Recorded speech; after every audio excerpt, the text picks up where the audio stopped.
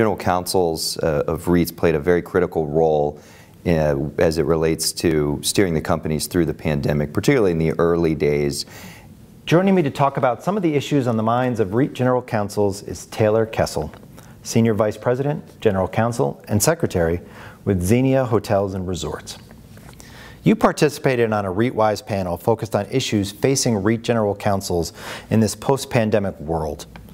What role did REIT GCs play in helping steer their companies through the height of the pandemic? Across the board, REIT GCs altogether had to deal, just like everyone else, with the quick pivot to working from home, which meant working with your IT department and figuring out exactly, how do we do this in a safe way and protect the integrity of the information technology systems in place so that you could continue to do your financial reporting and all your different operations.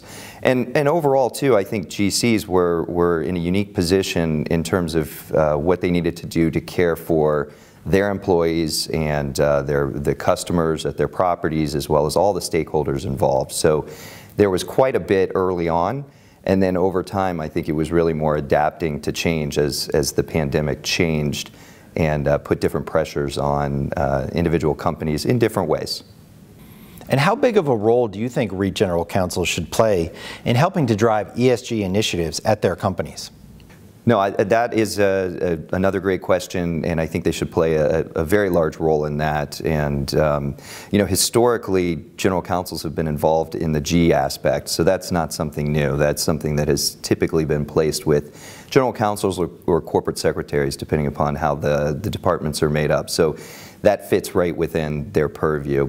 As far as the S on the social side, that has a lot to do obviously with human capital management, HR, which again is an area where if that particular department does not report directly through the general counsel, they're involved in some way, shape, or form. So there's a natural fit there, but also recognizing that the social aspect goes beyond human capital management. It's involvement in the community, and it's just understanding who your stakeholders are and who your company needs to be aware of in terms of what the needs are and what the requests are of the company, just beyond even the stockholders. So I think from that perspective, the general counsel, again, is in a unique role in that they have visibility to quite a bit more than any other individual department.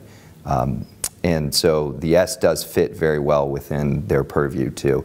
And lastly, the environmental part, that is something I think that is relatively new to the general counsel. So it's required a lot of quick self-education and learning, which is something that lawyers are typically used to as it relates to subject matter and getting up to speed rather quickly. And of course, overall, the disclosure aspect of it is a huge role that most general counsels do assist or oversee completely in terms of making sure anything that goes out the door has been reviewed and complies with all the rules and regulations, whether it's the SEC, NYSE, NASDAQ. So I think overall, the general counsel and that particular office does play a very critical role in helping with the ESG initiatives.